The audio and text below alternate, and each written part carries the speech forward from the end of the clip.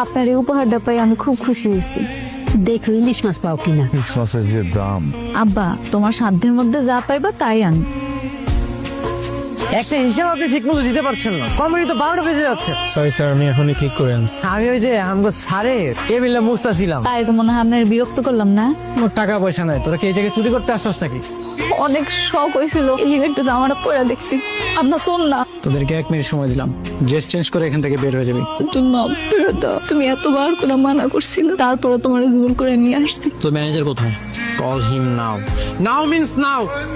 তোর চাকরি কিভাবে থাকে আমি সেটাই দেখবো। প্লিজ স্যার, ম্যানেজারকে ডাকবেন স্যার, আমার চাকরিটা চলে যাবে স্যার। আমার ওয়াইফ যে ড্রেসটা পছন্দ করেছিল সেটা প্যাক কর। ও মা গো, কত বড় মাছ আনছে! এত বড় মাছ কই পাইছো?